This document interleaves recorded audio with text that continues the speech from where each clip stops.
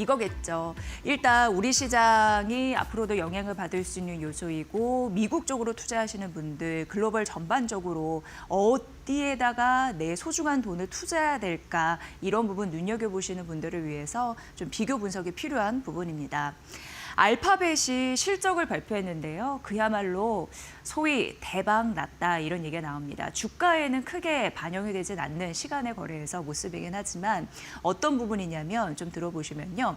AI 시대에 수익을 잘 나는 그런 기업 선별이 굉장히 중요합니다. 지금 중요한 게 AI 무조건 올라가지 않고 돈을 버는 기업들 옥석가리가 필요하다라고 얘기를 몇 차례 드린 바 있는데 AI 관련해서 투자 지출, 설비 투자 이런 부분에 대해서 속도 조절 이런 얘기도 나오잖아요. 그러면서 사실 실적 기대감 없이 오른 AI 테마주, 특히 중소형주 단에서는 가파르게 내리는 흐름들이 나타나고 있는 바 이 이슈 이런 부분을 잘 보셔야 될 것 같습니다. 알파벳 같은 경우에는 AI 시대에 클라우드 실적 굉장히 중요하잖아요. 그런데 클라우드 쪽에서 AI 관련해서 수익화 사업이 잘 되고 있구나 이것을 확인시켜 줬습니다. 그런데 수년간 굉장한 데이터가 나온 게 마이크로소프트의 애저 대비해서 굉장히 높은 성장률을 보였거든요. 이걸 뛰어넘었다. 이것도 괜찮은 그런 실적 데이터이고요. 4분기 매출단 보시면 1년 사이에 50% 가깝게 성장을 했습니다. 컨센 대비해서도 4분기 매출이 더 잘 나온 흐름들이 포착이 된 거고요. AI 인프라나 솔루션 등 관련 고객들 수요가 높아지다 보니까 클라우드 쪽 결국 잘 해냈구나 이런 것을 확인할 수 있었고요. 더 대박이라고 얘기하는 이유가 있는데 그게 뭐냐면 AI 투자를 2배 늘린다라는 시그널을 줬기 때문입니다. 유명한 시장 전문가들이 온라인에 언급한 이렇게 글 쓴 거 보면은 이게 굉장히 중요하다라고 합니다. 왜냐하면 설비 투자 같은 경우에는 기본 투자자들이 잘 모르는 부분이 앞으로 매출을 얼마만큼 크게 키울 수 있는 것을 단적으로 보여주는 예인데 설비 투자 이만큼 지출하는 거. 그런데 이거를 투자자들이 잘 모르고 있다라고 얘기를 하더라고요. 결국 대규모 자본 지출을 발표한 거. 이거는 앞으로의 성장력에 대해서 의문을 좀 풀어줬다라는 부분입니다.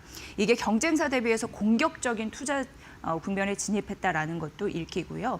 하지만 오늘 시간의 주가에서 그렇게 많이 뛰지 못한 이유는 단기적으로 이렇게 크게 자본을 지출하는데 과연 이게 부담이 되지 않을까라는 우려가 있었다라는 겁니다. 하지만 대표적으로 최근 구글은 잘 가고 있습니다. 작년에 11월부터 시장의 색깔이 확연하게 달라졌거든요. 그건 구글, 모회사, 알파벳 이 연관성이 굉장히 큽니다. 제미나이 3 이런 부분도 지속적으로 발표되고 있고 그리고 프로젝트 지니 이런 얘기도 나오고 있고 머니코드에서 소개해드린 바가 있는데 이쪽에 대한 수익화 창출에 대한 성장 모멘텀 이런 부분을 장착하고 있기 때문에 앞으로도 지속적으로 보셔야 될 것 같습니다. 그래서 우려감은 있습니다만 이 발표 나고 반도체주 같은 경우에도 시간의 거래에 좀 오르 흐름들이 있었거든요. 일련의 흐름들, 돈 버는 기업들이 어떤 성장 전략을 노출하고 있는지 반드시 봐야 될 것 같습니다. 그리고 이제 대비가 되는 게 AMD입니다. 어제 머니코드에서 치명적인 실적 발표 이후에 발빠르게 말씀드렸는데요. 리스크가 있다라고 말씀드렸습니다. 아니나 다를까 어제 시간의 거래에서도 8%인가 급락을 했고 오늘 정규자기에서 17% 넘는 급락세를 보였습니다. 골자만 말씀드리면 사상 최대 실적 냈거든요. 그런데 문제는 1분기 매출 가이던스가 쪼그라드는, 감소하는 그런 흐름들이 있었는데 그렇기 때문에 주가에서 말해 주듯이 2018년 이후에 최악의 하루를 기록한 그런 낙폭을 기록했다 이렇게 나오는 거고요. 중국향 매출에 대한 불확실성이 있는 상황에서 빅테크들이 자체 ASIC, 맞춤형 반도체 칩을 만들어 내버리면 AMD 같은 경우에는 그 고객사들의 수요가 쭉 떨어지지 않을까 이런 우려를 하고 있다는 겁니다. 근본적으로 어디에서 자본을 들여서 그 달콤한 열매를 맺을 수 있는지 좀 확연하게 대비가 되는 그런 국면인데 한번 보시죠. 알파벳 같은 경우에도 오늘 시간의 주가 이후에 정규장에서 어떻게 반응할지 앞으로 굉장히 중요한 그런 실적단의 모습 되겠습니다. 그리고 최근 비트코인 보유하신 분들 굉장히 걱정이 많으세요. 심란하다, 혼란스럽다 이런 얘기를 해드리는데 여기 마음에 죄를 더 뿌리는 것은 아니지만 그래도 비트코인을 투자하시는 분들이라면 왜 비트코인이 흔들리는지 이런 부분은 알고 투자 유의사항으로 언급해 드릴 테니까 참고 정도로 하시면 될 것 같고요. 지금 비트코인 같은 경우에 대규모 청산 매물 거의 폭탄 떨어지듯이 나오고 있습니다.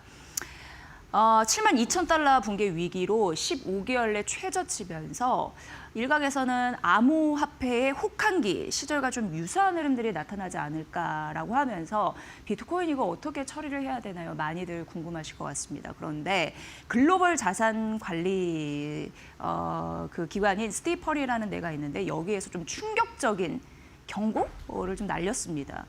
추가적으로 47%까지 떨어질 수 있다라고 했습니다. 그런데 그 규모가 38,000달러까지거든요. 굉장히 좀 공격적으로 밑을 좀 바라보고 있지 않나라는 생각이 드는데 그러면서 얘기하는 게 극단적인 공포 구간에 진입을 했다라고 얘기를 했습니다. 비트코인이 위로 이렇게 빠르게 올라갈 수 없는 이유를 밝혔는데 우리는 어떤 기관이 어떤 밴드를 제시하는 거 그런 것도 중요하지만 사실 투자자 입장에서는 왜 워낙 변동성이 큰 비트코인 같은 경우에 왜 떨어지고 출렁이는지 이것을 알아야 하기 때문에 이 부분을 좀 보시라는 의미에서 준비를 했고요. 사실 예전에 비트코인이 막 올라갈 때는 달러 약세 그리고 유동성 이런 부분이 참 많이 받쳐줬습니다. 그리고 글로벌 M2 통화량 이런 부분도 이제 유동성이 받쳐줬기 때문에 그리고 적극적으로 매수하는 그런 주체도 있었고 그래서 드라마틱하게 오르는 흐름들이 있었는데 지금은 그렇지 않다라고 스티펄 해설이 얘기를 하더라고요. 유동성이 쪼그라들고 그렇고 대표적으로 연준의 긴축 정책 이런 부분도 얘기할 수 있겠고 그리고 정치적인 거 경제적인 그런 리스크 이런 부분도 언급이 됐는데 바로 미국 암호화폐 규제 진전이 둔화되고 있다 이런 요소도 밝혔습니다. ETF에서 대규모 자금이 빠져나가고 있는 상황. 사실 비트코인이 가파르게 올랐을 때 현물 ETF도 오른 흐름들이 있었잖아요. 근데 그런 부분이 좀 안 좋다 보니까 공포 심리가 좀 생긴다 이런 얘기를 하는 것 같습니다. 그리고 최근에 이제 기관 투자들의 관심이 저조한 거 이런 부분도 매수 주체의 부재 이런 부분도 언급했으니까 보시고요.